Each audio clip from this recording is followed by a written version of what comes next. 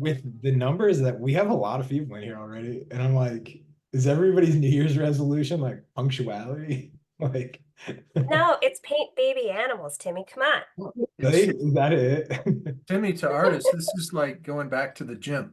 This is hey, I'm gonna make myself go draw. That's what this is. Yeah. So Hmm. hopefully we'll see the numbers continue to go up and won't fall off. Everyone will keep their New Year's resolution to keep drawing more. Welcome everybody. I'm John. I'm here with Timmy and with Cassandra Loomis. Um, I think we have one or two more that are going to join us tonight, but we are doing a very fun um, topic subject tonight, and I'm going to blame it all on Cassandra and thank her for doing this. No, this is great because it's so much a part of her world and with the direction of her paintings. And so we're doing baby animals tonight. And if this is the first time that you've drawn with us, we have four pieces of reference. We do three poses, two 20-minute poses, and the third pose is a 40-minute pose, which you could either do the third and fourth or just do one of them. But so baby animals tonight, first up is Cassandra. Can you pronounce that for me? I think it's Zhao Kiji, but I'm really horrible pronunciation. I apologize. Yeah, me too. So it's a baby panda. And I spent this afternoon kind of setting up my baby panda. Not, This is Chinese for miracle, by the way.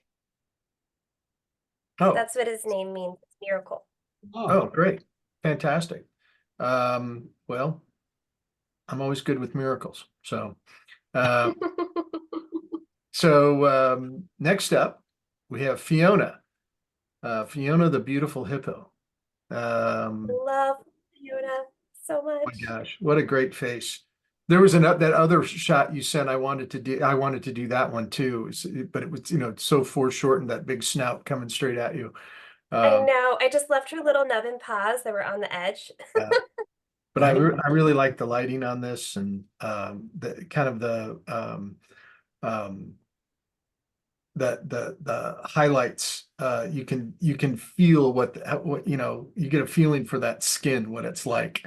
With that Mhm. really specular highlights on it. Um, and then we have the sloth, Elsa. yeah. It's a sweet, sweet rescue sloth. Just so funny. She comes by her name, honestly. Yeah. Okay, so this one, no name. It's just baby wombat. I didn't know this one's name, but I loved it so much. Oh man, that's so awesome. The other one, the other shot that you sent of baby wombat was terrific too, but it was so much about the human's hand that it was in. I thought this pose, Yeah. it just looks like it's leaning back in an easy chair. It does, doesn't it? He was like the Al Bundy of baby wombats. Yeah. Yeah, it's Well, a it's children's book. Yeah. I'll say this for Ray Bonillo's sake. It's a Buffalo Bills fan, sitting back, Ready for the game. it's just awesome. All right. Well, Timmy, help him out with where we're Yeah. seeing stuff tonight. Yeah, please share your work with us tonight. We got a lot of artists tuning in, a lot of people trying to start the year off right. I don't know what we did to guilt you all into drawing, but you made the right choice. So please share your work with us tonight on Instagram. We use three tags. So you tag at Visual Arts Passage, hashtag Drawing Hive, and then I want the Discord channel to come up with something good tonight. It's got to be easy to spell and short. And we'll post at the end of each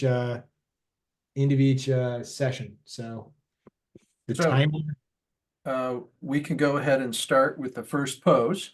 I'm going to mention tonight we are adding a kind of a new segment. We're going to try something because I got to remind people, and we do frequently, but this is this thing's produced by a art education platform. And so we'd like to offer a little segment of education each night, which I'm gonna start tonight about halfway through the first pose and just talk about my setup of the drawing some things that are very helpful for me when I look at something and start drawing. And it's only going to be, 3 to 5 minutes maximum. You can keep drawing, but it might be helpful for you. And we're going to try to add something each week that is has some kind of educational content to it. I'm I going to, think that's absolutely wonderful. well, Cassandra, I'm going to have to lean on you a lot because this is all I got. So, It is like the base work of how I am an artist, so it's kind of a big deal. Everybody listen up when he talks. all right. Well, go ahead and start drawing. I'm not going to share my screen until, in fact, I might turn my camera off until we get rolling here. All right, so it's all eyes on Cassandra. Yeah. Oh, no pressure. Yeah. I'm starting with Fiona. I have to. My daughters and I have been obsessed with her story. Do you guys know about her? No, I would like to hear the full story of Fiona because I read about it after, but it's a fun story. So Fiona, it was born very premature, I think like 2 months early at the Cincinnati Zoo. And they didn't know if she was going to live. And I'm like really attached because when it happened was right around the time when I gave birth to my twins. So it was a story that I was actively following and felt like I could relate to because it's all about a new baby. And all the zookeepers of that area kind of came together with the veterinarians to try to keep little Fiona alive. And they were there round the clock. Like someone took the night shift to sleep with Fiona and snuggle with her and trying to find the right moisturizer for her skin. Um, so my daughters, and like my daughters are older, they're 7 now. And so I was showing them all the videos because they made kind of stories on YouTube about it. The Cincinnati Zoo did. So we've been kind of just loving seeing her story and how they told it. But she pulled through. She's completely healthy. She's adapted to the other hippos now, but it was very touch and go at the beginning. They even brought like NICU nurses in to help get to figure out how like a nasal cannula could fit to her nose so she could get better oxygen.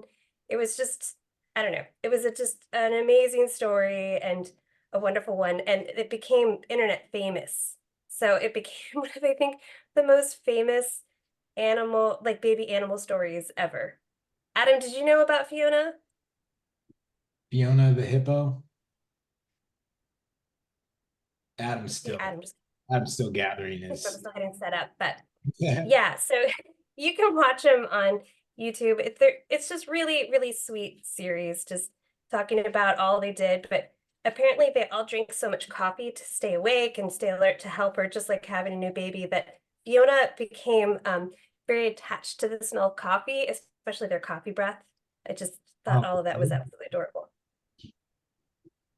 that's really cute. Have you ever seen when they take care of like the baby pandas and they dress up like Yeah.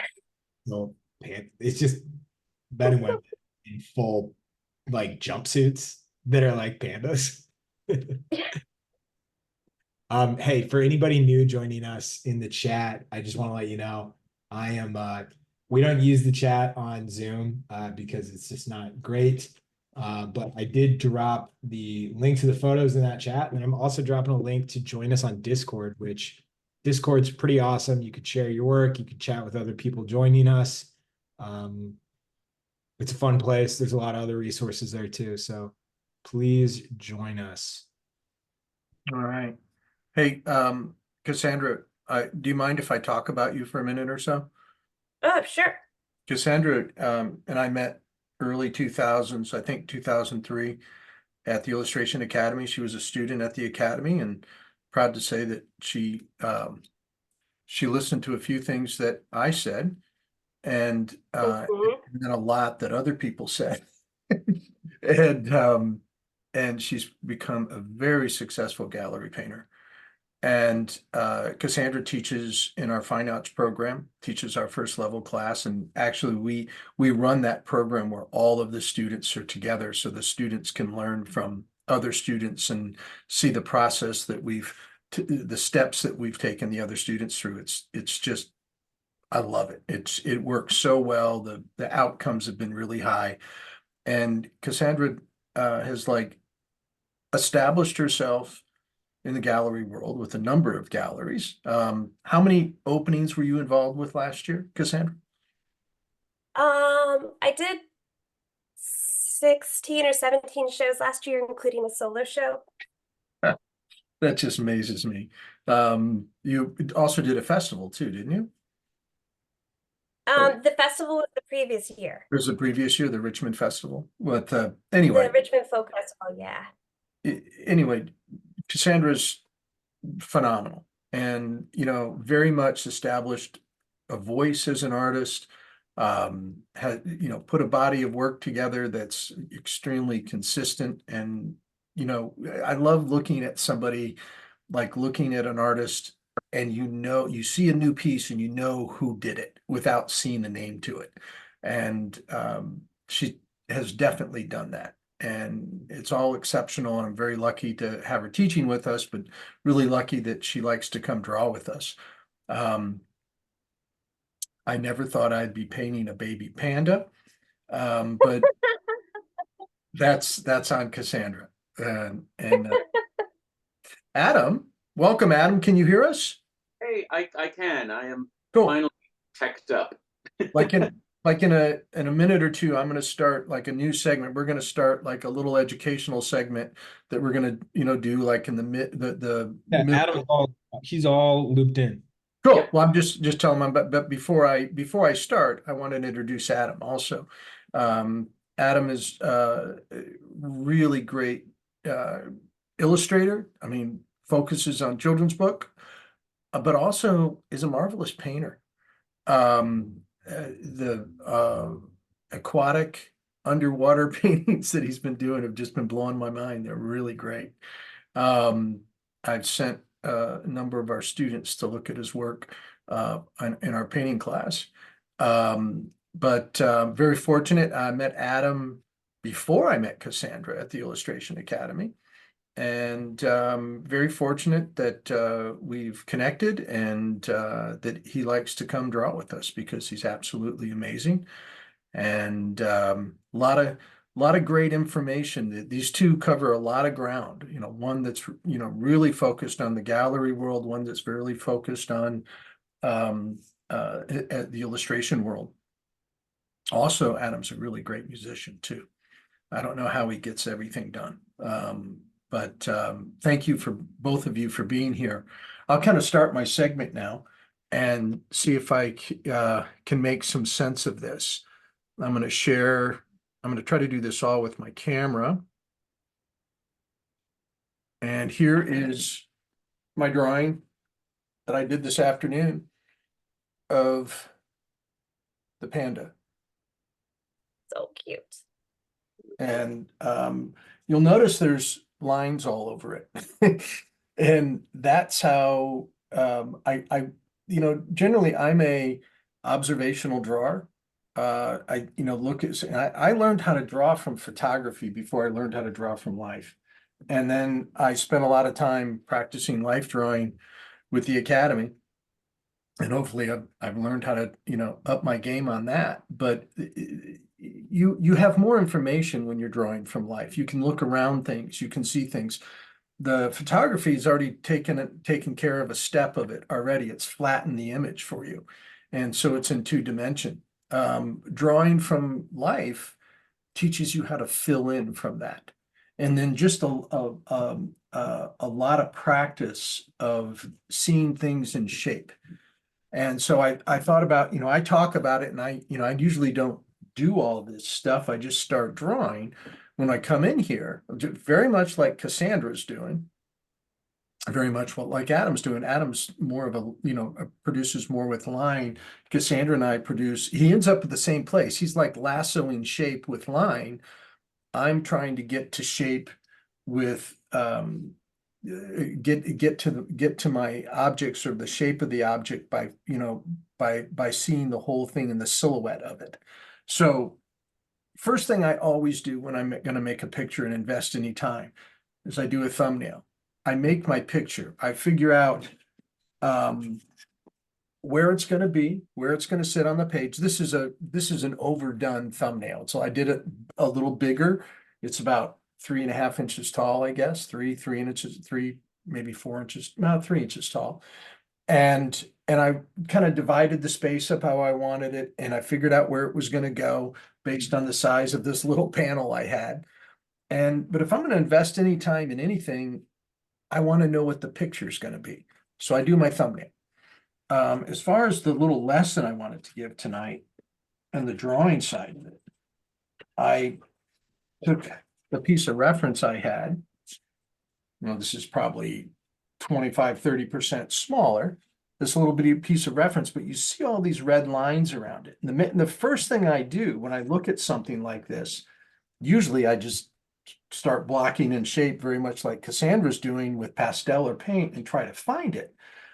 But look at this real simple outline shape of the figure where I'm not getting all the contours.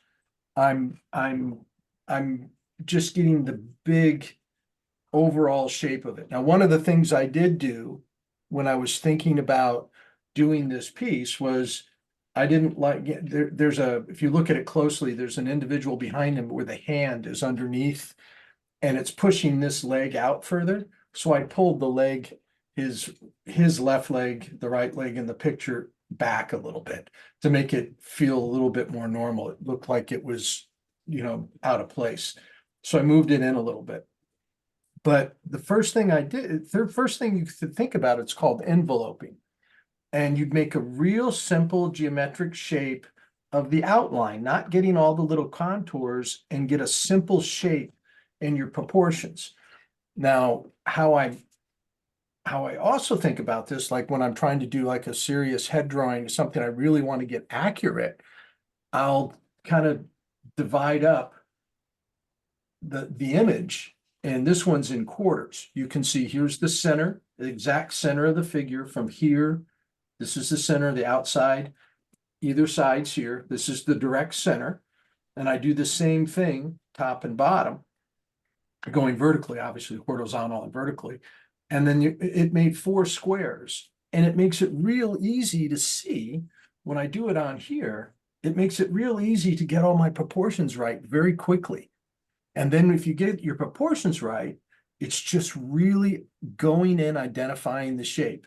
And you can do things like, I measure up from like where the mouth is, where the bottom of the eyes are. How far out does the foot come in relationship to the back of the nose? You start looking at those things and comparing them, looking at the angles of things, the angles of the eyes. You look for all of those things when you're finding your shape. And I usually do it all at the same time when I'm drawing, but this is a really simplistic way that I think would help anybody to think about approaching and getting a little bit more accuracy on their overall shape of whatever they're doing. And then once you get the shape right, everything kind of falls into place. I mean, you can figure out where the eyes go, then you can really get in and start determining what's hard edge and soft edge and all of that stuff. But that's my lesson for today. I know it's really simple, and I don't want these things to be too involved, but that's something that has helped me. Learning how to do this and identify this has helped me immensely to get likeness with my heads that I do. In any kind of drawing. And one of the reasons that I love this place so much, as I was telling Timmy at the beginning, this is like gym for us.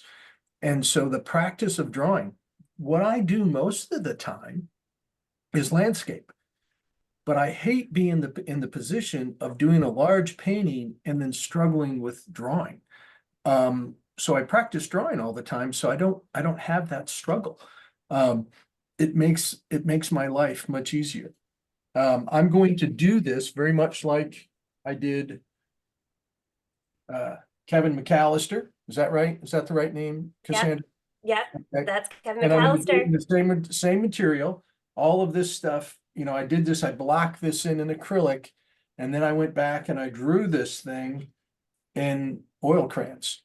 And this is all still oil crayon. It's all with a little bit of dry brush paint back into it. But the acrylic is what made my picture. And so I'm going to do this thing the same way. I'll shut up now and go to work. And if anybody has any questions, I'm more than willing to let Cassandra ask them, answer them for you.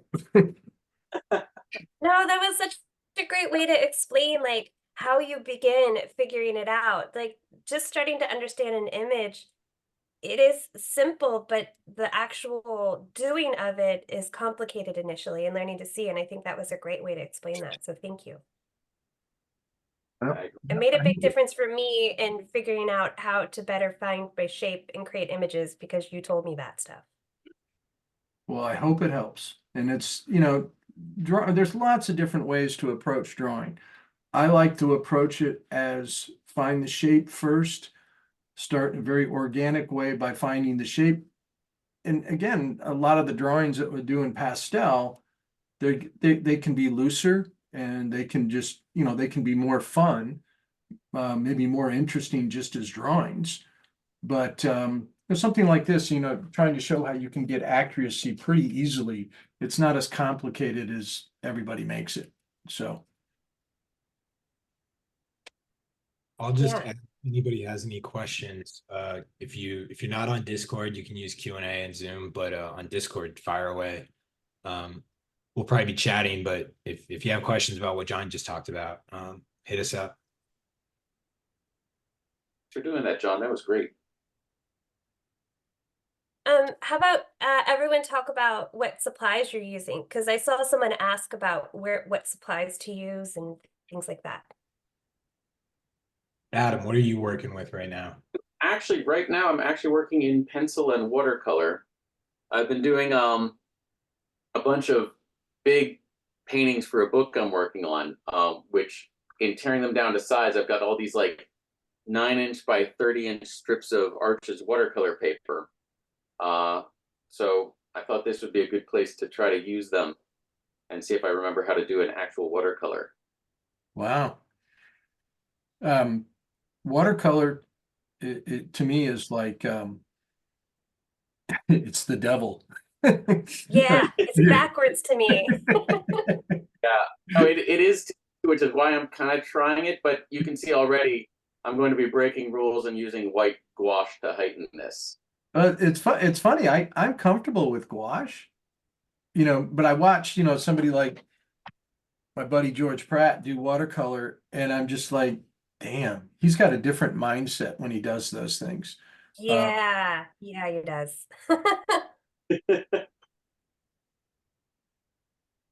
But so anyway, it's wow, that's great. So I'm terrified this whole time, but giving it a whirl. Was I think I said this recently, like the one of my favorite quotes from musician David Bowie, you know, saying I want to feel like when I'm writing songs, I want to be in the deep end of the pool, you know, just deep enough where my feet barely touch the bottom and I'm uncomfortable. He said, I have to be uncomfortable to be creative. And so picking up watercolor would make me uncomfortable. I'm definitely not in the kiddie pool right now. I am. Well, you look like you're floating pretty well there, Adam. Well, thank you. There's nothing quite like sharks to make you Swim faster.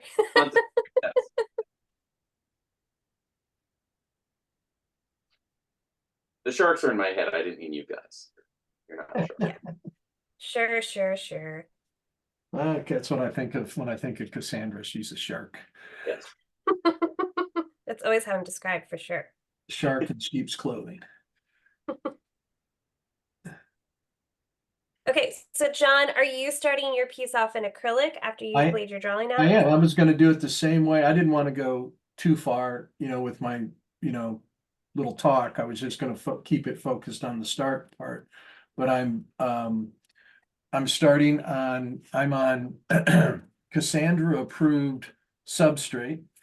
This is a piece of masonite that's been sealed front and back with 2 coats. Ends have all been sealed a couple of times.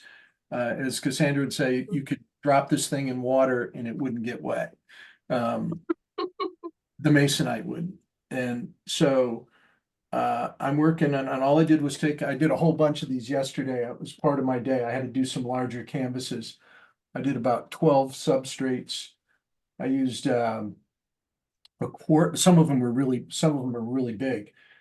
So I used a full quart of house paint on my and it's what I do is I first went to Lowe's and I wanted some new colors. This one's a little bit warmer than the grays I've been working on.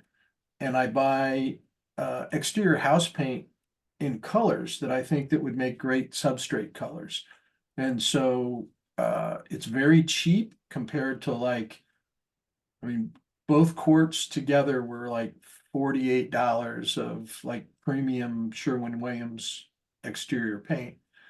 And, you know, if you were doing that in an art supply store, you would be, you know, opening up your checking account for it. It'd be like 150. Yeah, just add a one to the 48 Mhm. at the art supply store. So anyway, I seal my surface and then I did my drawing and just graphite pencil. I fixed it with workable fixative outside. Sometimes I don't even do that. I did it because I spent so much time on the drawing, my hands were all over it. Sometimes I just go and paint right over the top of it, which works fine for me too, because it doesn't, you know, eventually gonna lose the drawing anyway. And then I'm just gonna block this in with acrylic and go back and glaze over it a couple times with acrylic and then dump probably work back into it in crayons and oil paint. Yeah. That's how I did McCulkey the other day, last time. I'm just gonna chime in really quickly. We're at the end of the first post. That segment was awesome, by the way, John. Thank you for doing that. We are moving on. So please, if this is your first time joining, I can tell there's a lot of new people tonight. Please post your work on Instagram. We're gonna check it out at the end of the show. And the only way we can check it out is if you tag us and our hashtag, which somebody had a good one, and now I'm trying to dig it up. All right. So the hashtags. Isn't it Wild Baby Hive? Yeah, I got it. Yeah. So the hashtags tonight are hashtag drawing hive, at visual arts passage, and hashtag wild baby hive. All right. Wild baby hive is the most important one. That's the one we're gonna go check out at the end of the night. Post it now. Don't wait. If you wait, sometimes it just doesn't show up. That's not by our design. That's the Zuckerberg choice. The Zexter. Yeah, but we're moving on to the next one. So get drawn and the clock is ticking. And if you're new, you'll see we all do things at our own pace. So if you don't want to move on, you don't have to move on. If you want to like work on your sprints, definitely do every pose. And it's great either way. Just showing up and drawing is what we're excited about. John, That's a great topic, Cassandra. Go ahead, Timmy. I didn't mean to. I was going to say we have a question just based on what you were talking about before I Okay, let me get this thought out real quick and then ask the question. Yeah. What Cassandra was saying, I'm going to tell you how it affected me. Timmy, how long have we been doing this? March 20? Since that one big disaster. Yeah, since COVID. Like March 2020. Okay, so we're approaching 3 years, right? Yeah, you know, the thing we don't talk about. Or more. I don't know. It seems like it's been so much longer.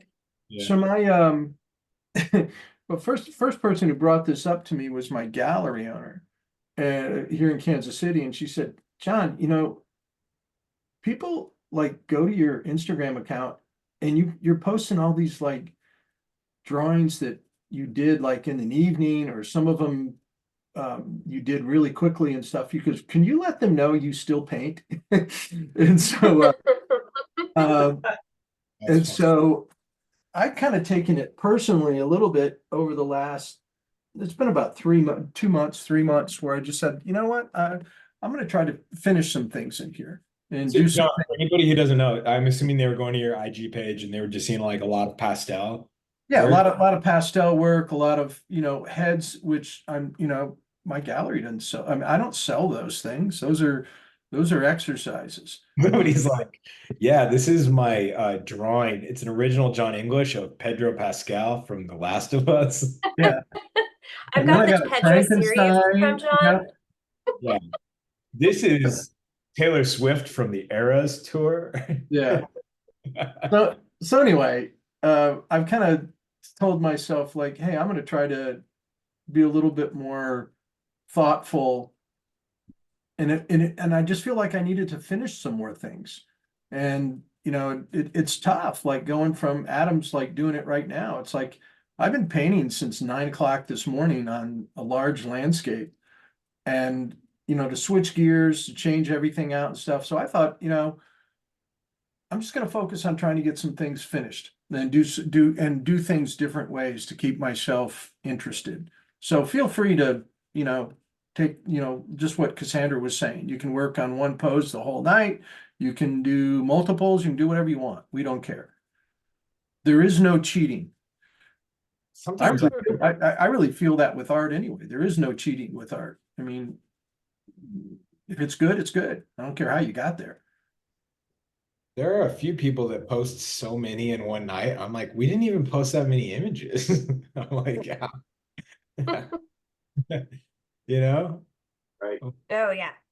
So Yeah. what was the question to me? Jeff's always got like 8 or Yeah, I 9. was gonna say Jeff always has like 9 or 10, and you're like, what? Uh, Ow, this is, ow. this is from a self-proclaimed super beginner. Um, and the question is ceiling surface of graphite question mark. Is this instead of a traditional canvas? So I guess they just want to know a little bit more about Well, I what, mean, substrates can be almost anything. yeah. It's like Cassandra's working on corrugated board. That was from last night's pizza Boy. box that she cut out. Um, and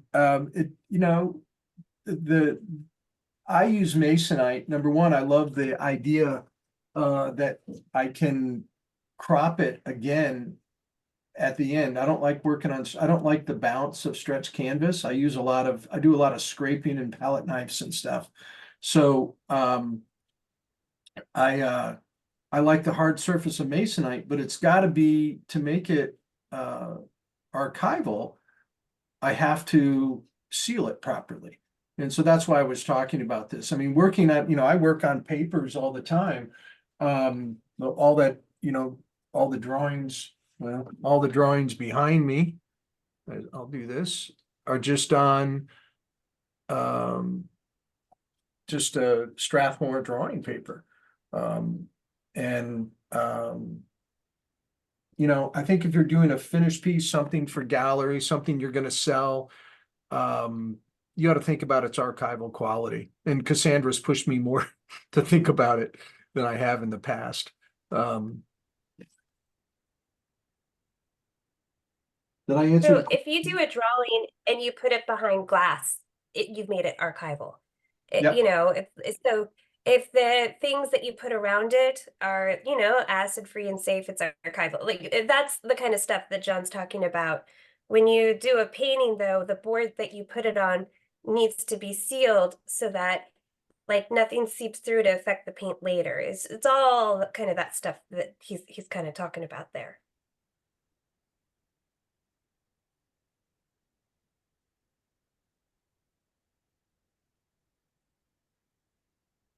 It's all the stuff that makes like art students sometimes feel betrayed because they're like, wait, you didn't say we were going to talk about chemistry and math in here. Yeah, like masonite is amazing and affordable and great to use, but there's the caveat of what they use to make it can affect your paints over time. So it can peel, so that's why you want to seal your edges, and archivists are having a tough time with masonite paintings because they peel. So if you seal the edges, that protects it. If like you paint on it and you only have like one layer of gesso, over time, the chemicals that are used to pressurize it and seal it, that can come through and that can yellow your painting and affect the color of your painting over time. So you want several layers and like a good seal. Like John uses exterior house paint. That's brilliant. That works perfectly. I like to use GAC 100.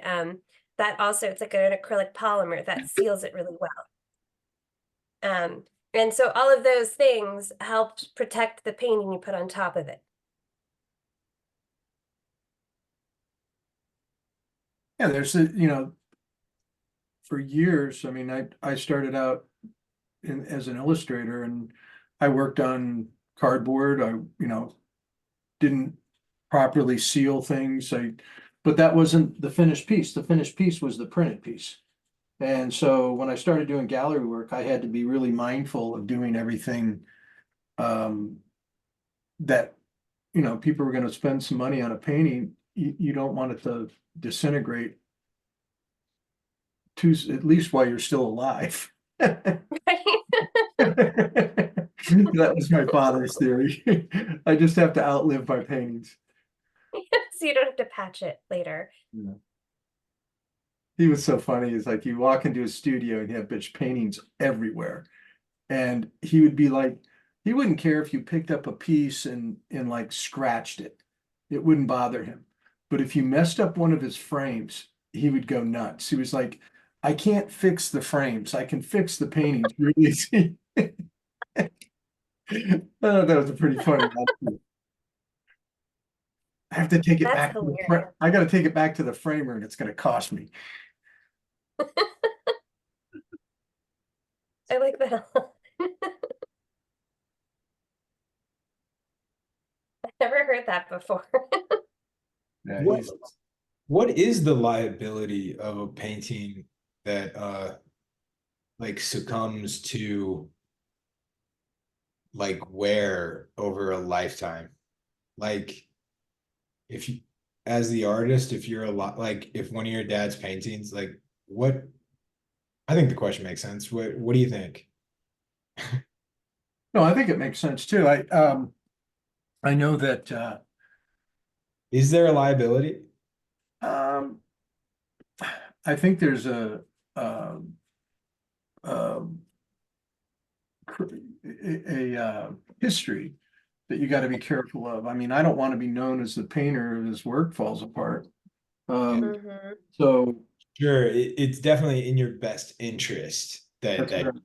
happen. Right. Yeah, I Yeah. mean, it's just like as an illustrator, you don't want to be known as the illustrator who never gets who's always late on their assignments. Um, and believe me, that's a thing, and art directors know about it. They pay attention to it. You can't get a reputation for being somebody that doesn't, play by the rules. So like, unless it immediately falls apart or something, I've never heard about someone getting reimbursed because the painting was done poorly. But like John was saying, it affects your reputation. So if you didn't create a painting that was designed to stay in someone's house to last, I mean, that's not really setting you up for success with building collectors. Because if you get a good group of collectors, there's people who are going to want multiple pieces. So if the piece you gave them doesn't make it long, they're not going to want another, and they're going to tell other people that it didn't go well. So I think it, more than anything else, would it affect your reputation. Yeah. Now, I'll use my dad for an example again, just because well, one, he was very successful, and he produced a huge body of work and was around for a long time. His he sold thousands of paintings, and I'm not kidding, literally thousands. Blows my mind. And he was very prolific and produced a lot of work. His he had one collector that I found out after he passed away that owned 55 of his paintings. And that's you know, as a painter, that's something you really look for. You look for, you know, a group of collectors that are going to support you for a long period of time. They're going to continue to buy. Well, if your paintings are falling off the canvas, your paint's falling off the canvas, you're not going to get that. You got to be responsible. I get that it's interesting to me that like today obviously it makes sense, you know, like if you want your art to end up in a museum, like Ray's, we've talked about Ray the other week, like where your dad's work, John, like your art will end up in a museum and it might be there for generations beyond your life, you know? And then meanwhile, there's like some guy that was like in Mesopotamia, like thousands of years ago. And somebody was like, in the average life was like 25, you know, and he's like, yeah, this wall art's gonna last, you know, 10,000 years, no problem. Color, everything. It's amazing. And through a volcano. Why would you like like if he said 80 years, that would have been infinity back then. Yeah, that was Yeah. three times his lifetime. Yeah, you're like, this is nuts. Yeah. And I don't think he thought of it at that type of length. All he knew was this material works well and it seems to last in this situation. And that's all we really know. Like this like fictional caveman we've created. Yeah. Um, it's just interesting to me that the idea of your art lasting longer than you has like been this thing that has gone on for so long. I mean, it's Right. it's interesting. Yeah, if you And think like the reason we've got so many different, you know, techniques and materials to work from is this evolution of trying to find something like economical that lasts, you know, and you know, yeah, so you could be like, we could be doing wax and caustic on wood panels, or we could be doing fresco, you know, which weirdly enough is easier than the wax and caustic on a wood panel and a little more permanent. But boy, tempera, you know, painting made from egg yolk and pigment is a great idea until you figure out what the oil from flax seeds does. And then you've got this paint that stays wet longer. And then, you know, and over time, we're just this race to like make something that's more permanent and more economical and easier to manipulate. They all still hang around as the next most amazing thing comes into usage. So like, you know, the acrylic doesn't do in watercolor, gouache, and oil. It's just another thing. In addition of, yeah. And acrylic is pretty new. Like what? It really started to get used. It was like, I feel like 1934 is the number that sticks out of my head, that it was really, Late 40s, it became popular. yeah, like 1934, I think is the first acrylic painting I could find that someone had used it for a painting. The earliest of them are actually by Mexican muralists. Yeah, it became popular with the illustrators in the 40s. Yeah, it was you know, because it was the first acrylic polymers were for like industrial use, right? You could paint the inside of a factory, you know, without worrying about enamels and oils. Um, and it was David Alfaro Siqueiros, a contemporary of Diego Rivera, that realized this would be good for outdoor painting. And because muralists in Mexico, you know, in short, they were like an outdoor mural. There were a lot of them during this social realist time, but you had to worry about, you know, like I guess hurricanes, earthquakes, and dust storms sometimes in the same city. So instead of painting directly on a wall, they would work on wooden panels so that if the building, you know, cracked, you know, like Diego Rivera did like frescoes on panels. And Siqueiros had the idea that, you know, this paint that would turn to a plastic would be perfect for outdoor mural use. Well, also it's more flexible. So yeah, that makes sense. I'm going to say something that just to piss off Diego Rivera. There's more people in here know Frida Kahlo than they do Diego Rivera, probably. Oh, yeah. Thank goodness. I mean, they used to post articles about what a great housewife she was to Diego. I mean, So I'm glad she's getting her due. She had an amazing artistic voice. And she should get her due, and he was kind of a butthead anyway, Yeah, he was kind of but an he was a great egotist. artist, man. He was a really great artist. Oh, beautiful paintings, but yeah, Yeah. a lot So of ego with I that just one. think I just think it's interesting. We're talking. I wanted to say now, if you don't know Diego Rivero, it was Frida Kahlo's husband. Yes, Sorry. I that didn't, it feels like a sweet moment for that, John. That was good. That was I, good. I did not know that. And I saw Frida painting when I was in New York. We went to, Yeah, you sent it to me. did I text you that, John? I thought I texted you You the, sent me Frida Kahlo, oh, I sent you I think. well, no, you named, the, Oh, it was Andrew Wyatt. yeah, yeah, I sent it like a dummy. I was like, I've seen this before. This looks familiar. Yeah, really amazing museum. Which, thank you, Cassandra, for hosting the last episode of the year. That was exciting. Um, that was helpful.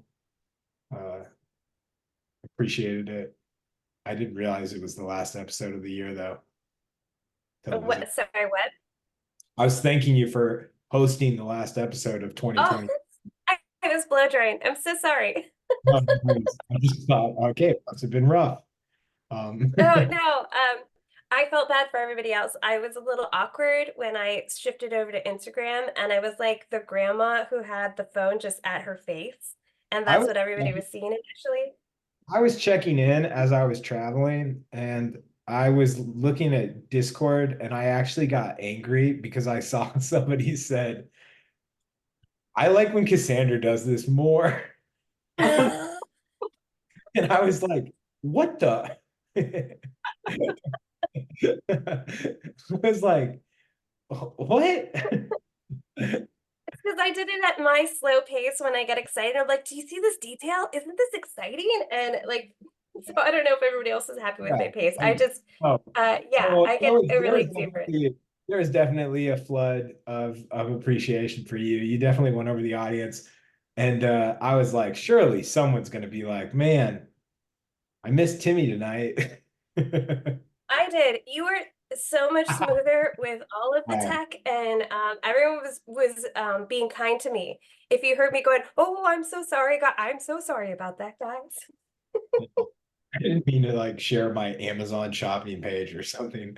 Yeah, no. No, it was just me flashing my face the whole time, and like, like Blair Witch style camera work as I was trying to switch it to the right screen.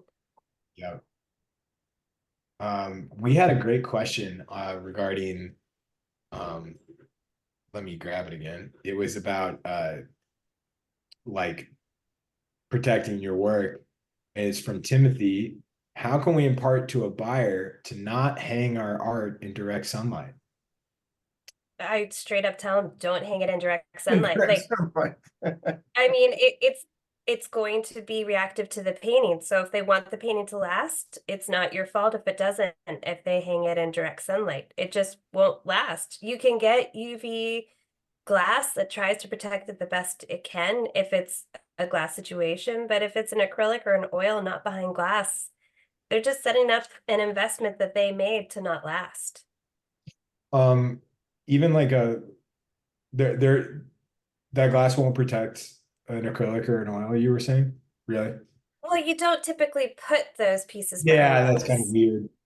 That's kind of weird, So, but yeah, it seems like an obvious thing to explain to people, but then people go and hang their house and they like the wall and they don't think about how much time it gets sun on it and that's going to affect it. So, once you buy it and it's out of our hands, it becomes your investment that you have to take care of. And hopefully they can understand that and respect it. And if not, that's disappointing for them because they spent good money on it.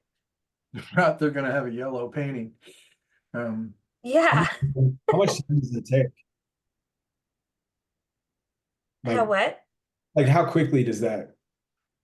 happen? Oh, I don't know. Like watercolors, it would be much faster that it fades. Yeah, And it So depends I on feel the like pigment. yeah, yeah, different colors fade at different speeds. So that's really interesting too. yeah. I was blown away. I was visiting place that I stayed a lot in Telluride, and it had they had bought one of my father's prints. It was behind glass, but you're in the mountains, and it was facing, I mean, the window just got sun all day long. And it was like black and white. I mean, I had seen it there multiple years that I've been going to the same place, and uh, after about 6 or 7 years, that all the color was completely gone out of it. It was just black and white. I mean, that was a print, but it was still, that's sunlight will beat you up, Yeah. beat the artwork up. You know, like varnishes that you put over your paintings for like acrylic and oil that has some UV protectant in it, so that can help extend the life. There's things that will help, but in general, if you're putting it against the sun, it's just it won't last. I don't know how long, but it definitely will start to fade and affect the color. I would love to know like what's like the most valuable painting that was just hung in the worst spot, you know? Like a Oh, there are like Willem de Kooning things where there's no telling what's in them that have like, started to like slide off their canvases. I think there was a joke. Julian Schnabel's plates, those things falling on the floor. Um, um, there's been lots of really famous paintings that how do you um, take care of like a lot of the impressionists and post-impressionists that worked in pastel. Mary Cassatt's pastels, like you can see Mm. in the frames, all the pastel, behind glass, all this pastel, it's like at the bottom of the frame. It's just Mhm.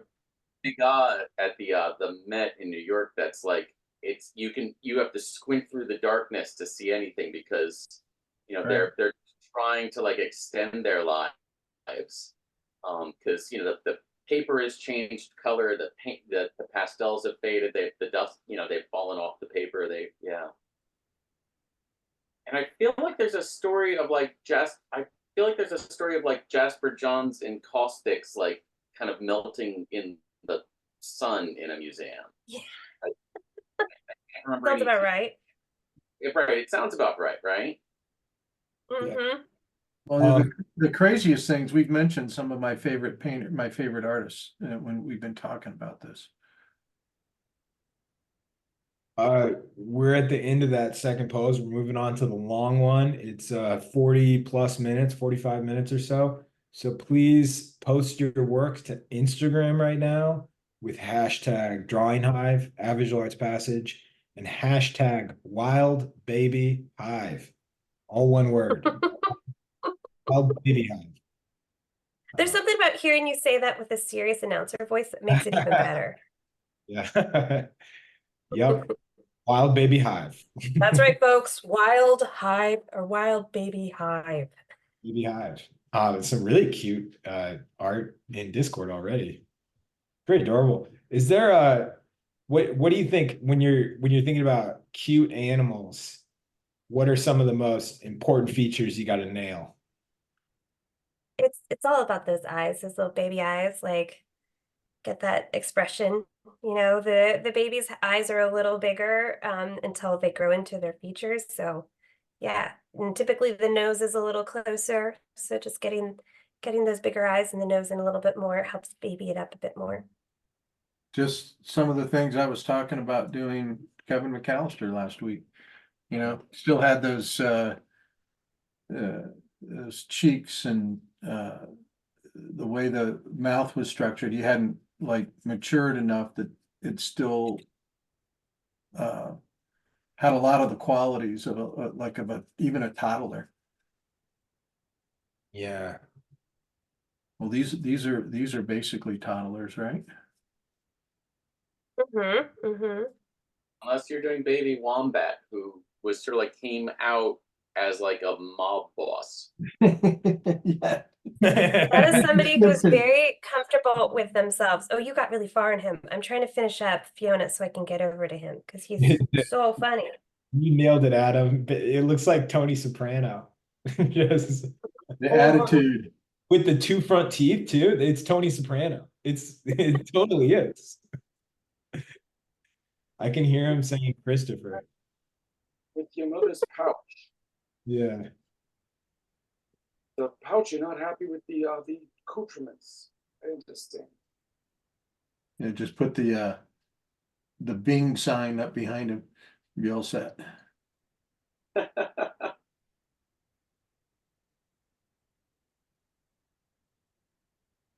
Oh, I got something cool for Christmas. I got a historical pigment set that's for Renaissance time. So it's all the different classic Renaissance pigments.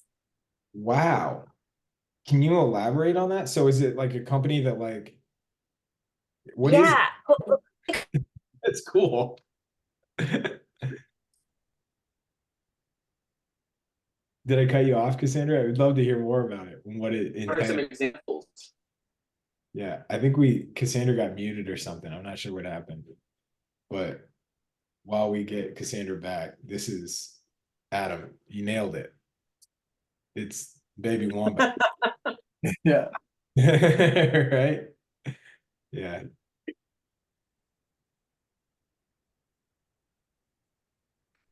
Do you guys do resolutions each year? Do you ever mess around with resolutions?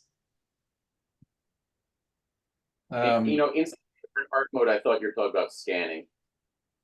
No. Yeah, Like you 300 yeah, everything. 300 DPI, 400 DPI. Everything I do this year is going to be over 400 DPI.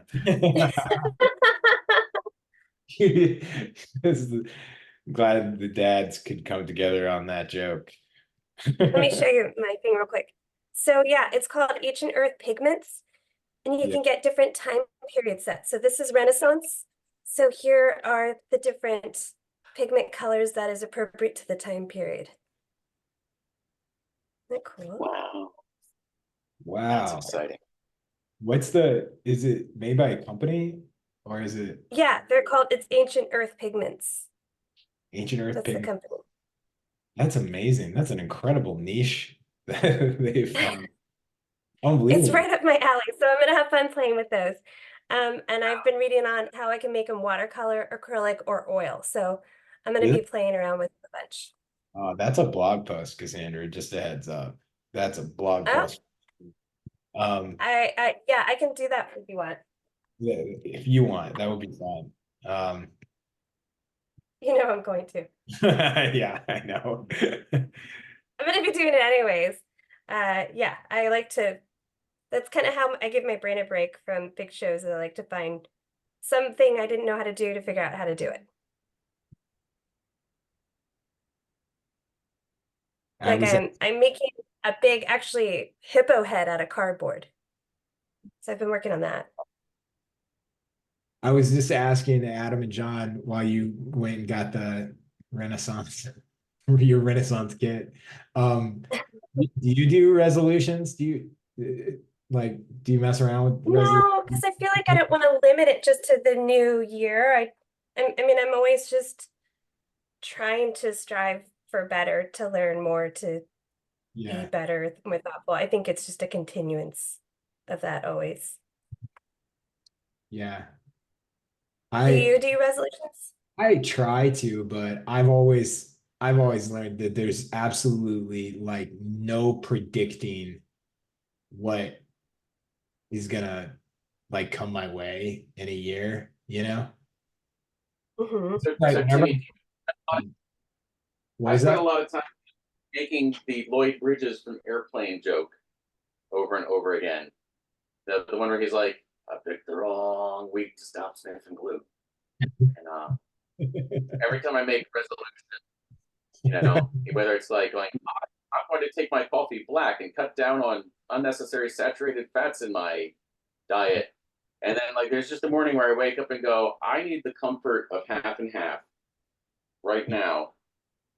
Yeah, I don't know, one of my favorite comedians, Mike Cannon, has a joke where he's like, how many people here drink coffee? And like the whole audience like does a little applause, right? And he goes, how many people is it working for? He's like, he like works one time and then you just do it forever. No, yeah, I always do little stuff like that. Quick coffee. No, I Um, can't quit coffee. That's my vice. I No, love no, my no. coffee. Basically dry January, dry January. Don't drink it all in January. I don't really drink in general, but it's like a complete reset button. Um, so just to get you through the dark, dark winter. Yeah, Mine it usually is some type of exercising. That's really, yeah. Right. The resolution to do something I like much more than the resolution to not do something. Well, that's good. That's a good that's a good approach, I think, to making it. It's right out the gate. It's more positive. Right. yeah, and then that way you can still keep your vices. Yeah. Adam doesn't want to let go of those vices. Yeah, yeah. Everybody's like, Adam, I think you should. You're like, no, we're good. I don't know, I'm just gonna add some more exercise on top of that. That's all. Yeah, yeah, I could sweat this out. Yeah, no, but I don't know. I think about I would imagine a lot of artists probably you set a goal. It's hard for me not to at the beginning of a year to to be like, oh, I hope that this year I get this done, you know? hmm Well, I feel like I always have a goals list of things I'm trying to do that's year round. So I don't feel limited to establishing it all in January because I feel like that's a lot of pressure when I'm already tired coming off of the holidays. Yeah. So yeah, goals are really important to me, and I have goals going, but I don't limit it to January for myself because I don't do well by setting it in January for myself. Yeah, broader habits are probably better, like just creating habits. I was reading a thing about like habit building, where it's like if you want to create a new habit, it's best that, and you really want it to stick, you add it to an existing ritual. Oh, that makes sense. Yeah. So like if you always make coffee and you have coffee in the morning, but you want to get better at drawing or something, like I'm just trying to think of something off the top of my head. You would like make your coffee and then like Brent's thing, John, is you draw it, right? And you build it, you package it into the existing ritual, you know? But yeah. Yeah, I can see that. That makes sense. Man, a lot of people are posting some very cute animals to Discord. I hope they're posting. Love it. I'm so excited.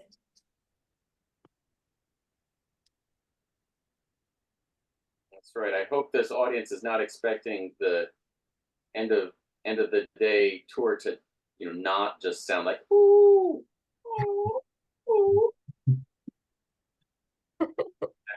I hope you're all ready for that because that's what we're doing. Quit impersonating Cassandra. I can't Yes. I can't help it. I get really excited to see how everybody else handled the same images. I think it's so neat. Yeah, it doesn't get old. It just doesn't get old.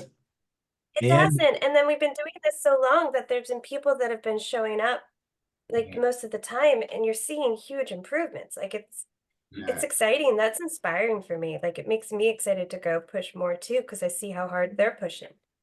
And then I think what's cool is when you see new art, which I'm seeing a lot of new art in Discord where I'm like, I don't know that artist, but that's cool.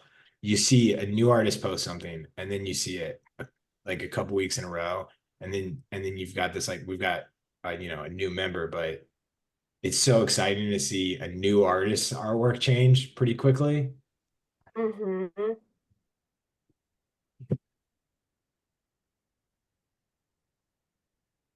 Somebody asked, what is the best way you all work through art block? I've been struggling with the worst art block of my life for a couple of months. Hmm. It's not going to be the answer you want, honestly. It's you just keep showing up and you keep doing it. Yeah. Like maybe change something up to get you excited about something else, but you just have to keep creating one way or another. So if you're really blocked one way, try a different thing that's interesting to you. Whether like you're blocked from drawing, play with digital or play with painting or play with something sculptural if you have time on the side to do those and come back at it that way. I mentioned this once here before, but Mark Duplass is a filmmaker I really like. He's known for doing like medium. He's like one of the last guys still making a buck doing like small movies really well. They go to theaters and everything. And Mhm. he was talking to film students, and somebody asked him about writer's block, and he was just like, "You're just creating standards for yourself that are not realistic." And he goes, and it's probably because you're like looking at what you write. And he explained he doesn't write anything. What he does is he uses a recorder, and he's like, what I need to do is I need to get the thoughts out of my head as fast as possible without any judgment. And then I go back through them. And he's like, I always think, wow, that's not as dumb as I thought it was. Or that was a good idea there.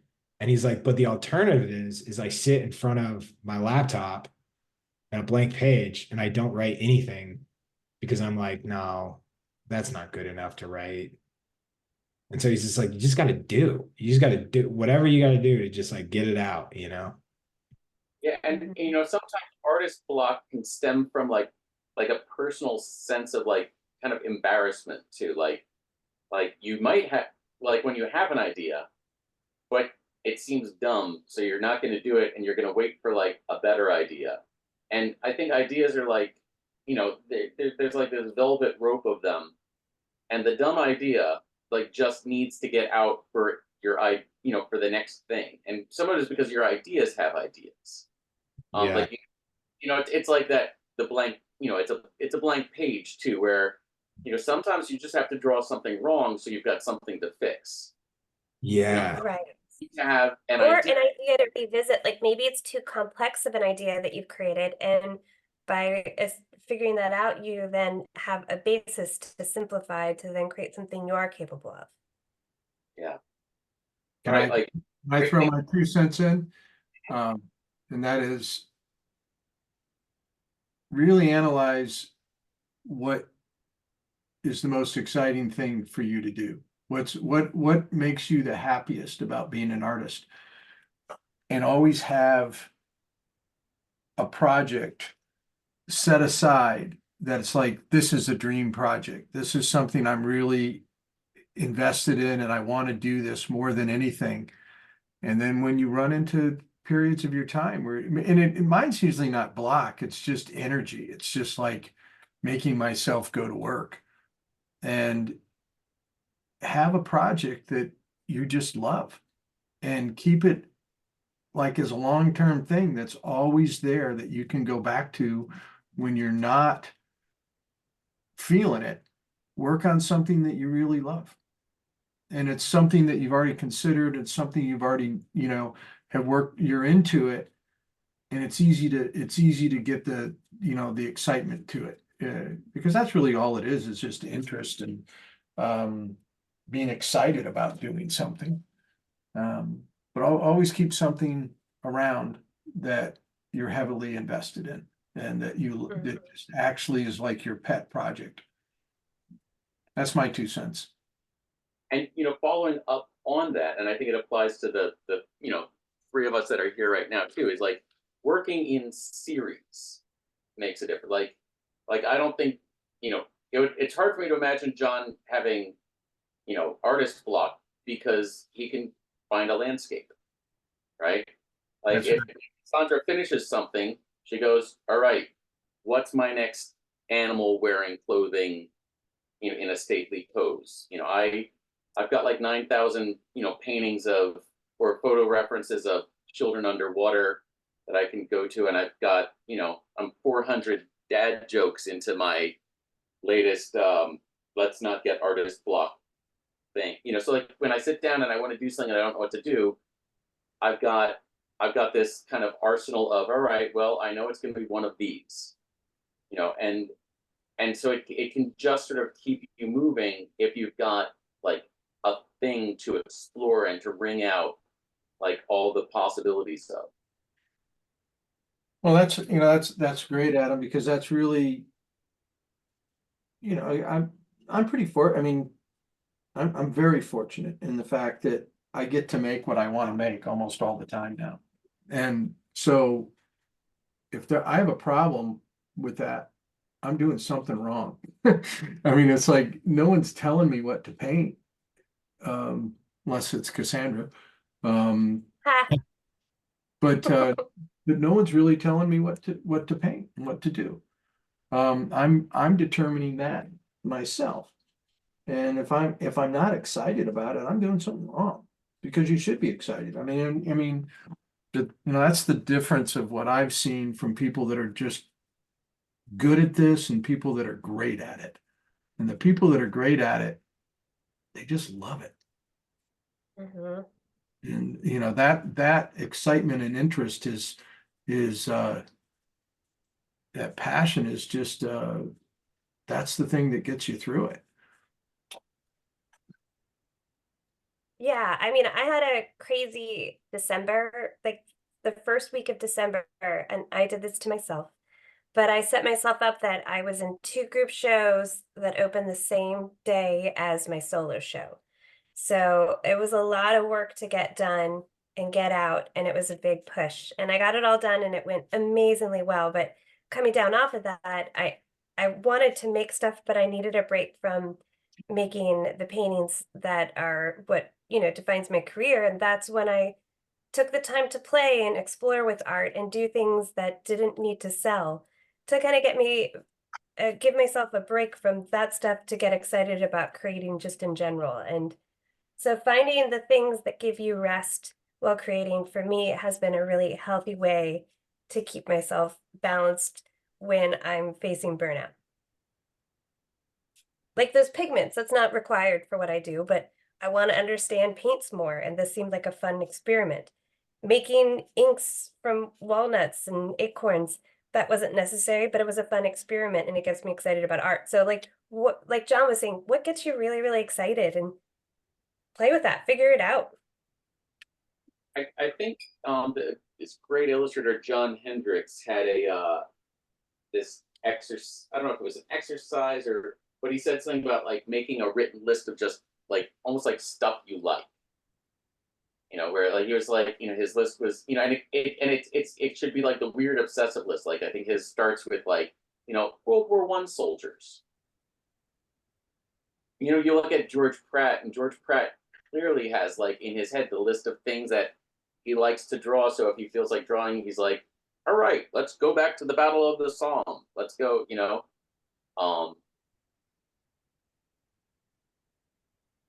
uh, you look through like, Degas, and there's all sorts of periods of like, well, I don't know what I'm going to draw today, but I know it's going to be a girl in ballet slippers, or horses at the race, or fill in the blank there.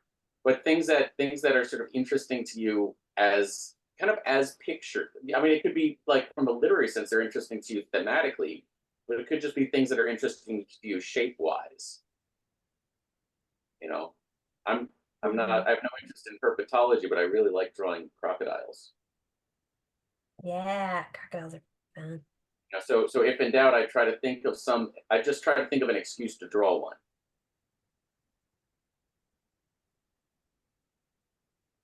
On the topic of continued betterment, next week we're hosting a special event on Wednesday.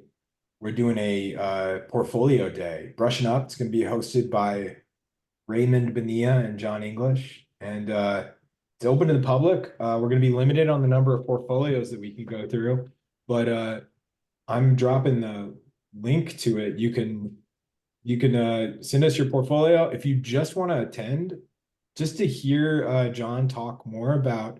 It'll be John and Ray reviewing artwork from students all over, and I'm sure different skill levels as well. But it'll be a lot like our kind of our educational segment earlier, but more of a constructive review of some portfolios. And I mean, there are a few better ways to get better than hearing from some pros on how to step your game up. Tammy, I think Yeah. you're right on your sales pitch there. If you just want to hear John talk more. Well, no, I mean, I'm John, joking. you and Ray are really great at feedback. Like you know, John's underselling himself here, but he gives wonderful, wonderful feedback. I think it's a great opportunity. So you'll take advantage of it. Do it. But if your art has been reviewed in a visual arts passage class a dozen times by John, please don't submit it. But please let some new people have a jump at it. But you're more than welcome to join. That form I just sent out, it prompts you to upload work, but if you don't want to upload work, you can just ignore it, and you can just use your name and email, and you should be set. But it's going to be a fun one. I always enjoy those, and we've already gotten quite a few people signed up, but there's still a little bit of room. So nice to have the Drawing Hive represented there.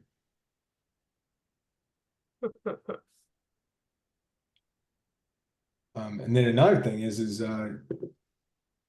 you're not familiar with our school, if this is your first time drawing with us, we're a school. We run online art mentorships for illustration, fine art, and character design. And we're on hiatus right now. We're on our winter break, but classes start up really soon. January 20th is our first weekend of classes. So we're enrolling right now. I really highly recommend if you feel like you've learned anything from this, the amount of information you learn from our mentorships. First of all, they're extremely hands-on. You're gonna have a direct connection with your instructor, who's literally gonna mentor you through what your goals are, where your skills are at, where they need to be to accomplish those goals, and really how to like put together a roadmap for you. We don't give you a kit that says, here's the visualized passage roadmap. We're helping you put together your roadmap to what you want. And John, I'm sure you could say, it's like everybody's goal can be a little different. And that's why I think it's so important that these mentorships in these fields are so personalized. It's so focused on the individual. So if you're interested right now, you got to jump on it, especially if you're a new student, because first time ever, the deal is new students get $400 off. So it's an amazing, yeah. If you're a new student, you get $400 off.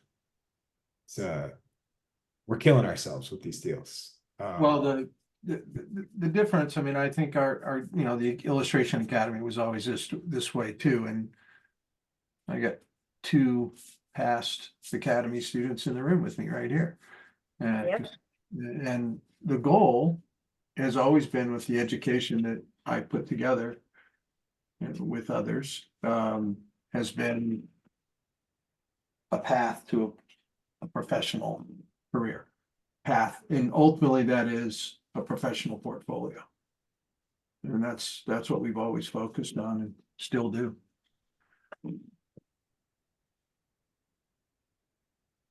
Well, and getting to see people who do the job that you want to do and can tell you how to do that job is very, very exciting. Yeah, because everybody is very successful. All the instructors are very successful in the industry. Pretty amazing. So enrollment closes January 19th. We've got an incredible lineup of guest speakers, including but not limited to Bill Sienkiewicz, Andy Park. Bill Sienkiewicz, creator of Elektra for Marvel. Then Andy Park, who also visual development director at Marvel. So you're really getting the it's really farm to table approach that we have here. You're getting straight to the source, some incredible information. And it's not theory. It's not about theory, you know. It's not a class that's taught by somebody that's like, I'm on the outside, but looking in, this is how I think it works. These are all people that have blazed their own path. They've been where you are. And also they kind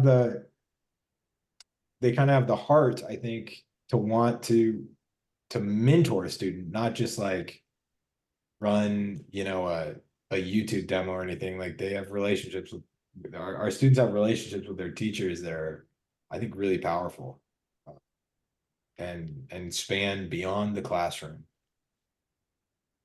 Mhm.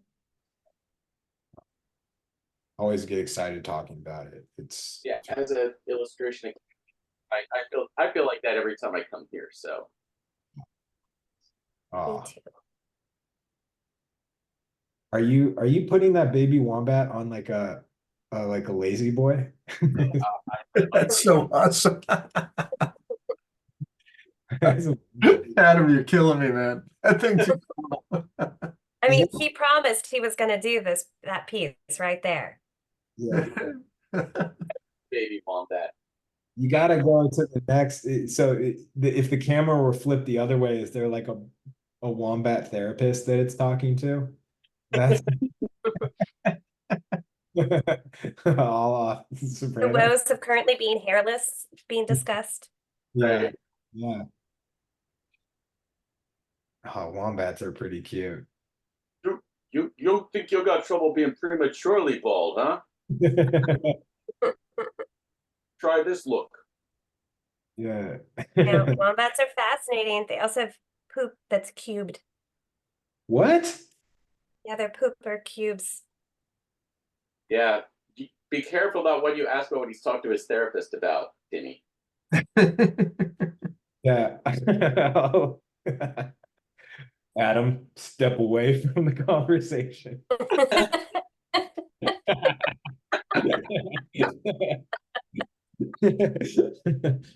Yeah, that just the word therapist is a hot button in this event. So Yeah. it's a trigger.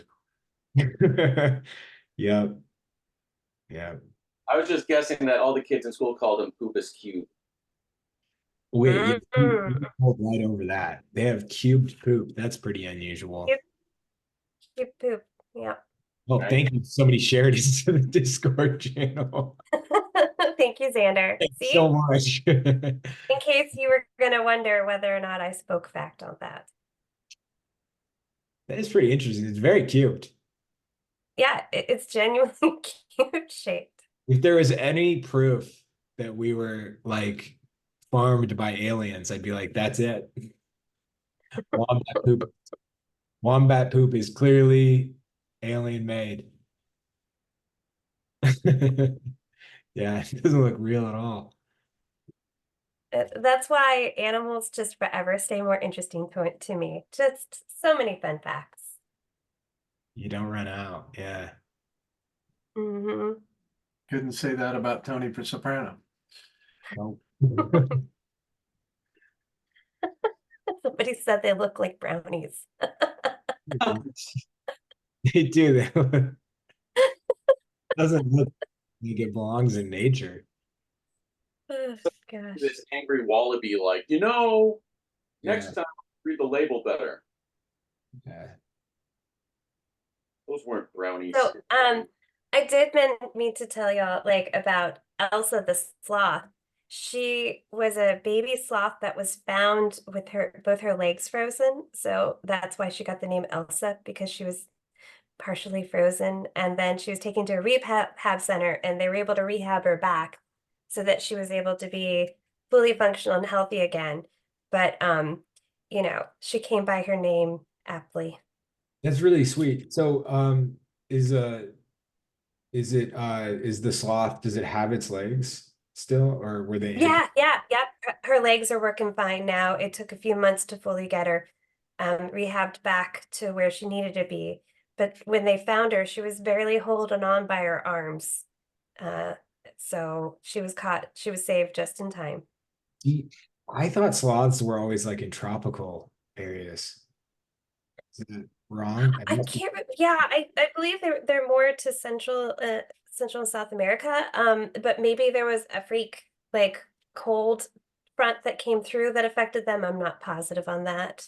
I just remember briefly reading kind of how she ended up at the rehab center.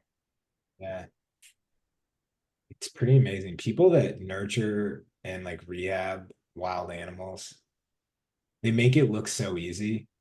They make Oh, it it's look gonna be so so hard. you see them and you're like, oh, it's so cute. And you're like, I have a I've had at this point in my life, I've been around a lot of domesticated puppies and they're maniacs. And they're Hmm. domesticated. Yeah. I guess the sloth would at least slow me, but even still, I it's beyond the scope of my imagination. Yeah.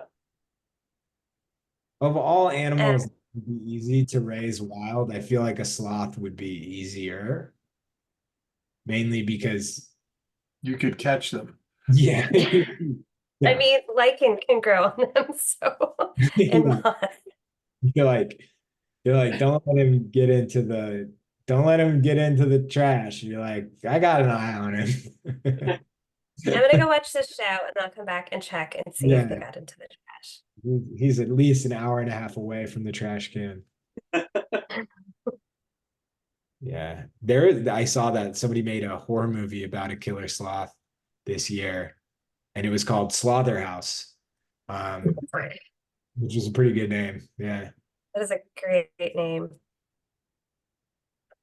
they move like shockingly slow, right? Yeah, yeah. We have a sloth in my local zoo, Yeah. and I went and I was staring there watching him, and I realized at the bottom of the sloth terrarium there was a tortoise who was lapping him, That's pretty good. like running in circles under the sloth as the sloth was moving his left toe. And I thought, for this tortoise to look fast to me right now, like I've I've entered this weird meditative space watching a sloth. But Yeah. I just thought it was like you couldn't set it up any better. That's pretty appropriate pairing there. Did you guys ever see Zootopia? Like where they had the sloths run the DMV?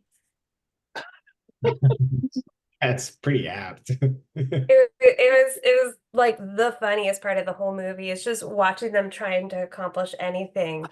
And like someone's telling the sloth a joke and like they take 30 seconds to get a laugh out. Yeah. That's good. That's really good. I'm everybody, we are 5 minutes away from start posting, so it's coming up.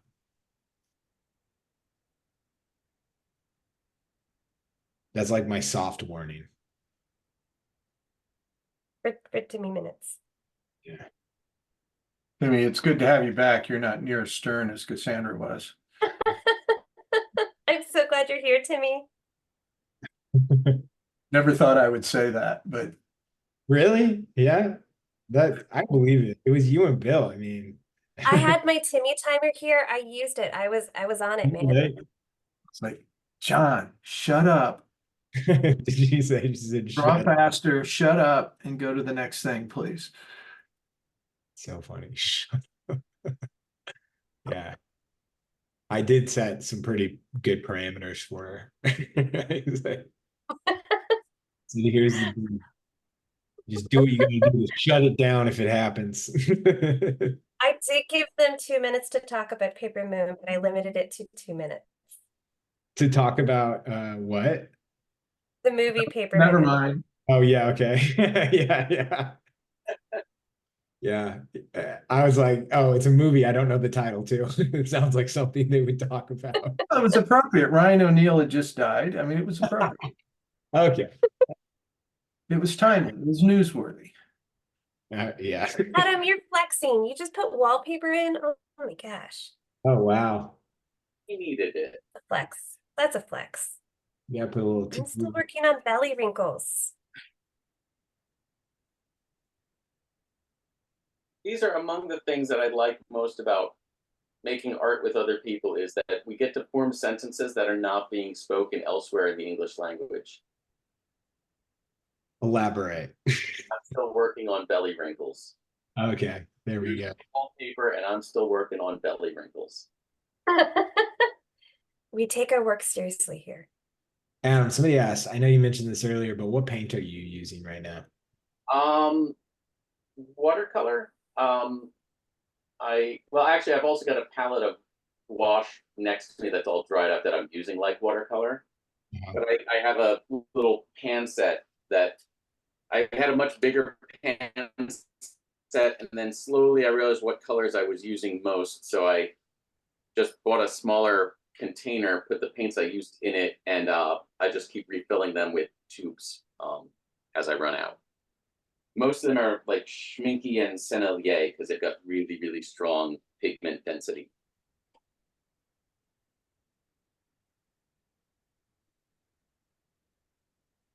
Well, it's working for you, man. Those look awesome. That looks awesome. So did your last piece.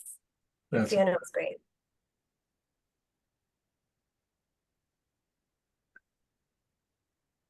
so Cassandra, first I'm gonna get up early tomorrow and finish this and send it to my gallery here in Kansas City.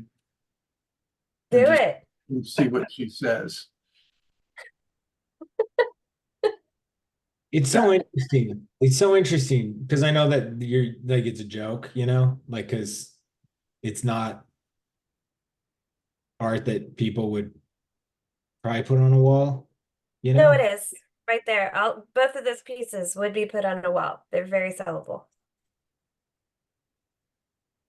But like John, Like, I mean, you were joking, right, John? Or were you not? No, I wasn't joking. Yeah, no, I was joking. Like, damn it.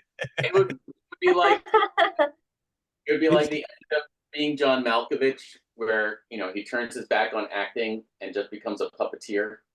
Yeah, but the thing I was gonna say is I was like, it's kind of funny because like it's so cute and it's so nice to look at. And I'm like, I would look at that every day.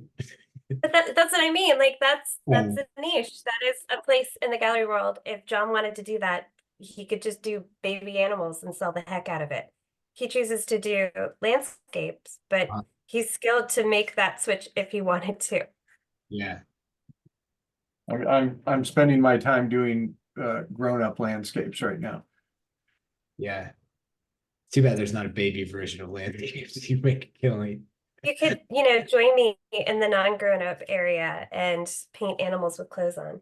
Yeah, John, what would your pen name be in that world? Because you'd go with a different name, right? Oh, for that, he should be Little Mark. Little John. I'd be Little John. Yeah. Little J. Little J. So that's what my middle name is Little John, and I grew up in a household with a father with the name of Mark, and everybody called him Big Mark and me Little Mark, and it used to drive me nuts. And so when I had to change my name because of my father's career, not my career, my father's career, because I would have taken him down doing a bunch of bad artwork. And he he said, why don't you just go with you got an awesome middle name, just go with Little John. And I'm like, I'm not going to go from Little Mark to Little John, so I'll just go with John. Little John would have been so cool. I know. And then so somehow, because it says, and I figured it out at my daughter's wedding, that her American Express card that was my account says little says MJ on it. And so they all call me, Little J. All of her friends do, which I kind of like affectionately. Jay, Lil John, Little J. Lil John. If you get the apostrophe in there, you're Yeah. set. Yeah. That's funny. Yeah, I think it's funny. I'm just picturing the bear from Robin Hood, the animated Robin Hood, Little John. I think it's funny that we both got named after our dads. I got named after my dad. So my dad had the ego to be like, I want my son to have my name, but then also had the ego when was a young man in an email, including many people, replied all and said, could you not sign off as Tim? Just was like, Is yeah. that why you sign off as Timmy? I mean, I was like 25 and like, and I was like, maybe I should go by Tim now. And then he was like, no, I'd rather you not because it'll confuse people. And it's like, you made this decision 25 years ago. Yeah. The funny part of it, Timmy, is my driver's license is Mark English, and my official name is Mark English. My dad's is not. That's a pseudo name for him as an artist. And I used to joke with him all the time that, like, well, I'm just going to take my name back and you're going to be in all kinds of trouble. And and when it first happened was, I was a little bit younger than you were, Timmy. I was in college and I had was in a portfolio class, and I went to your father and had these mailers made for everybody there was like 7 of us in the class, and your dad agreed to print them for us. Yeah. It's the first thing he ever printed for me. And it was this mailer that said, my name said Mark English on it. And I was so proud of it. It was I was really excited. I got a good piece, and I showed it to my father. He goes, yeah, that's great. Throw them in the trash because that's my name, not yours. Oh my gosh. It was that cold. Man. Yeah. He was Cold as ice. yeah. And I realized, like, his biggest fear going forward was that I was going to just be a really crappy artist with the same name. So Yeah. trust me, that my dad was a great guy, but that that name thing and that ego thing, he didn't want anybody confusing anything. Let's put it that way. Yeah. I mean, my dad was always like, if you get arrested, your name is my name. It's going to show up in the paper. And I wanted to be like, you're the only Tim Trebon that's been arrested. No, you've been arrested. Timmy, the answer is, that works both ways. I was like, you're coming That to is me. a great line back. Yeah. Great rebuttal. I remember being like, you're coming to me telling me you're worried that I'm going to do what you did to our name. Everybody, this is the end of our long post, so please start posting your work. I dropped the tags in the chat on Zoom. It's hashtag wild baby hive, hashtag drawing hive, and average arts passage. Post it now. Really don't wait. Pins down situation, because we're going to be going over there in 5 minutes. So start posting. Cassandra. Some fun. Cassandra and John, I love those. I haven't gotten very far. Yeah, John, you've got awesome texture going too. It looks great. John, you picked the one with hair. Yeah, well, they're Cassandra and I are basically Yeah, that's a really cheats. good point. I didn't pick either animals that had hair today.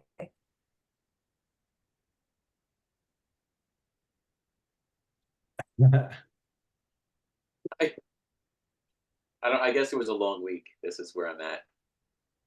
That is so funny. I was actually painting quokkas all day today, so I was doing a lot of hair. So I think maybe that's why I leaned into the hairless. This is so funny, Adam. Adam, what are you going to do with that? It's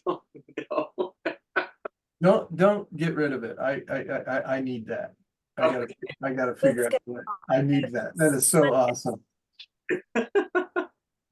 Good, then I know what I'm doing with it. We can trade. I'll buy it, whatever you want. I love that. I got a great collection going. Starts with Cassandra. Oh, John, your painting has a prized place on my wall. Baby pandas might be the cutest of baby. Might be the cutest baby. I think. That possum was pretty awesome too. I know we didn't share it, but I wanted to do that. The possum was adorable. Maybe we need to, like, in 6 months, do more wild baby Yeah. animals. Everyone give us a holler if you're a fan of more baby animals, because I will always be a fan of more of them. I just found out that I missed out on a baby possum, so I think we have to do that now. No, They are possums are great. Great Oh. animals. Love those. They should be Amazing. sainted. It's amazing that they can start out so cute and end Get so even more adorable, is what you mean to say. Right. oh man. Talking about my dog loves them. Yeah, my dog does too. My dog, big fan of the possums. But, and they don't carry rabies, and they eat like thousands of pounds of ticks. Oh They're no, like the they're perfect animal. fantastic to have. I do everything to preserve the possums around here. Also, it's like anti-venom serum is made because of possums, because they don't react to like snake bites. So they're able to make the serum because of them. Really? Yep. So, I mean, a snake can't harm them? They don't react to their venom. Wow, you could good to know. you put on like possum armor. You just They should be Yeah. sainted. just Cassandra, I know we're supposed to be talking about classes, not possums. So careful what you promote. no, I have a lot of animal knowledge. Sorry. Wait, I so would uh, do a night of the wildcat. I want to do a night of the wildcat documentary, which if anybody's looking for a good doc, that's my rec. Isn't it? I recommended it to you forever ago, Timmy. Do you remember that? Checked it out recently. It's really great. Highly recommend it to anybody. And Cassandra, you have a personal connection to it, which is cool. Yeah, she's my uncle's niece, so she's connected through the other side of the family. And my cousin went down to the sanctuary and helped out with the ocelots and had an amazing time. She's so talented. Yeah. Oh, did you draw drawings? Oh, my daughter was drawing downstairs. Do you guys want to see what she did? You spotlight it. So she did Fiona and the slot. Oops, I got Oh, it. awesome. Oh, nice. Fantastic. Yeah. Do you want to say hi? Hi. hi. Thank Yeah, you for oh, joining. Thank you for contributing. Yes. Those are Yeah, awesome. great job. Keep And at then it. That's so nice. Goodness, do you guys see all the hearts and thumbs up? Oh, thank you. See, that's everyone saying they like what you did. Ooh, yay. It's more than I ever get. I should more hearts and more thumbs and more. Hey, Oh, I'm kind they of love it. Yeah. Great job. All right, you want to think Somebody sometimes. thinks Go, so. go to bed. You get more hearts than we do. So I was go to saying, I've never seen this many hearts. Yeah, you did good. You did Yay. good. That's We'll so hang 'em up nice. upstairs. That's fantastic. Yeah. Here, Cassandra. Okay. So thank you. Say night. Night. Night. Over there. I thought only one heart could come up at a time. Night, people. That's amazing. They helped me pick out the images. So Yep. yeah, can you close the door for me? Oh yeah, they did help pick out the images. That was awesome. Yeah, they were very attached Thank to all of you. these images. Yeah, thank you. We're gonna check out all of the art in about a minute. So get ready for a show. I'm pretty excited. I got to go back to doing landscapes tomorrow. I'm having way too much fun doing this panda right now. It's a good candy that you got My there. day today filled me with wonder at you landscape guys, because I was talk about it some other time, but I was drawing a series of crop circles for a book project. Well, I saw when you were originally turned your camera on, you had the landscape was part of your backdrop. You were working. Yes. Yes, I still have to put all the little aliens running through it that are making the crop circles. I do. I like your setup, man. I mean, you are the like me. You rely on push pins. Oh yeah.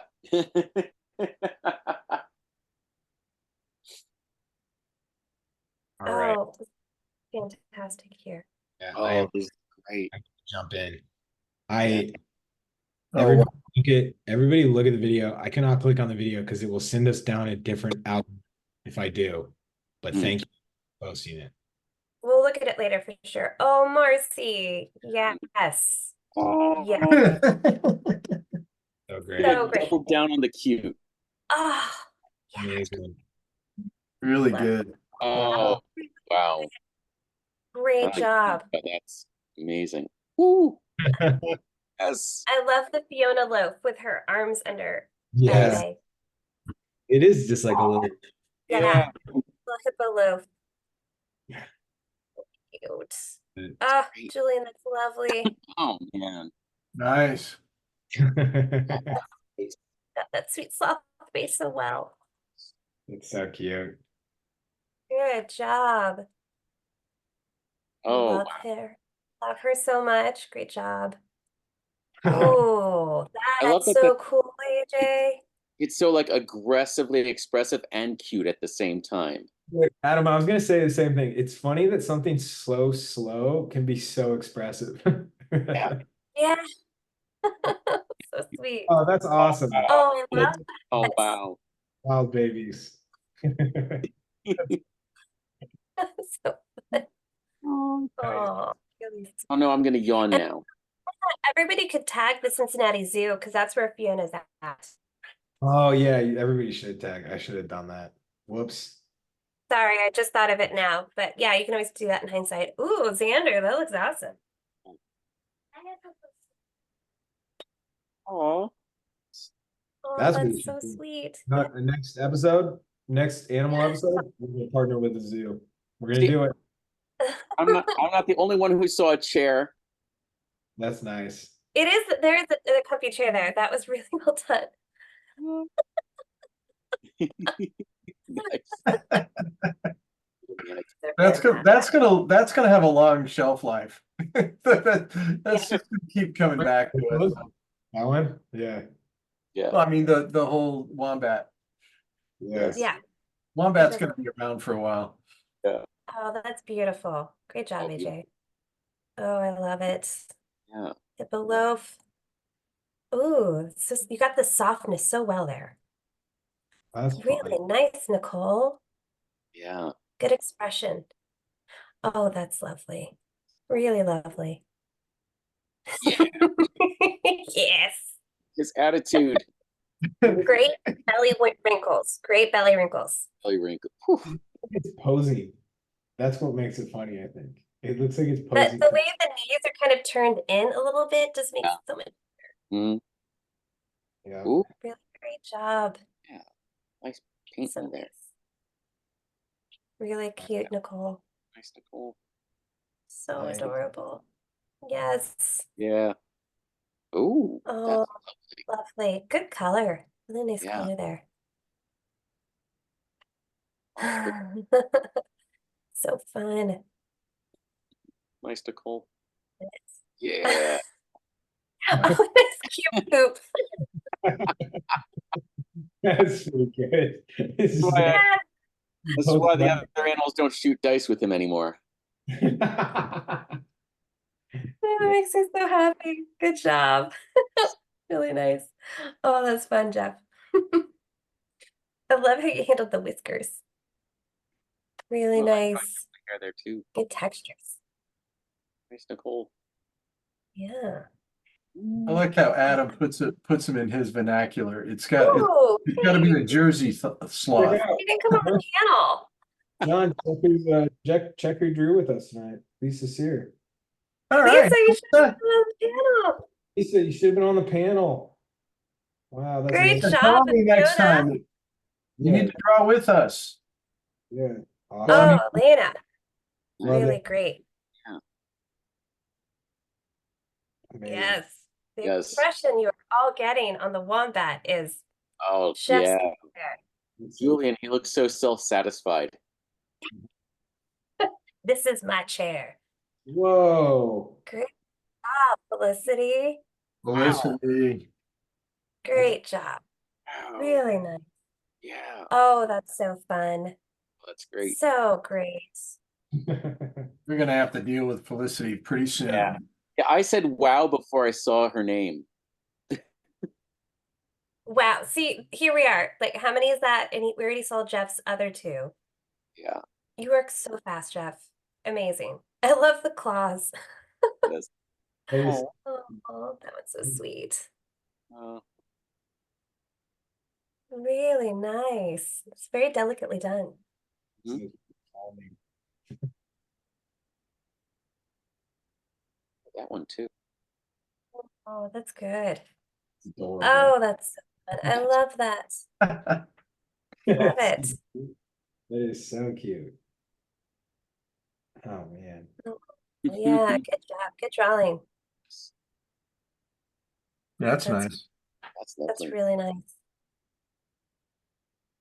Great shape. Mhm. Really fun drawing. Yes. Yes. Yodel.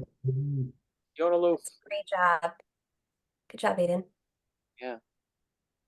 Oh, lovely. Just lovely. Love Mhm. those pinks. Ooh. Oh, that's so sweet. I love that wash outline. Ellie. Yes. Beautiful. Nice, Sally. Yes. Great job. Oh, good job in getting even the tile in the background. No. Oh, really nice. Really nice. Fiona's gonna be huge now, right?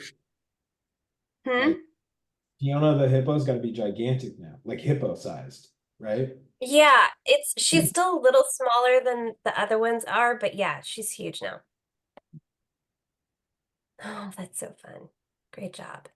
Yeah. Oh. So cute. Such a cute That's face. fun. Got that really good like baby squat that the panda has. Yeah, yeah. Uh-huh. Love it. Yeah. Ooh. Lovely. Beautiful. Really well handled. Those Oh, are that's fantastic. Great job on that. Mhm. Oh, that's so nice. Ooh. Oh, wait, they did a sloth and it's let's just nap together. Like that pairing is beautiful. I caught that Your too. babe and the sloth. That's cute. Oh, that's awesome. Love Oh, it. great job. Awesome. Thanks, So sir. many- Nice. Thank you. Y'all had an awesome night tonight. I knew it was gonna be good. I mean, it's always good, but the Yeah. baby animals, How could you go? nice. Ooh, look at those eyes. Yeah, really well done. They're kind of the only animals with Wow. babies. That's cool. That's cool too. Yeah. Mhm. Oh. Sweet little. A wild baby hippo looks a lot like a cow. Yeah. Mm-hmm. Right. Mm-hmm. Nice. Lovely. Oh, Cool that's theory. Just love it. oh, good job. Really Yeah. good job.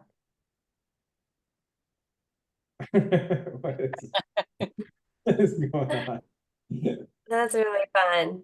Really fun. I love what you did with the hair. Ooh, Ooh, that's great it. job. Whoops. Good one to end on. That's a great one to end on. Yeah. Hey, everybody. Thank you so much. Timmy, Cassandra, Adam. It was awesome. It was really fun. Great. Happy New Year, everybody. Great for everybody to come back and join us tonight. Yeah, and if you want next week, sign up for the portfolio. We'll see you there. Yeah. 4 That's p.m. Tuesday night, right? Yeah, at 4 p.m. Pacific time on Wednesday. Wednesday night. There you go. I Oh. should. Happy Easter, everybody.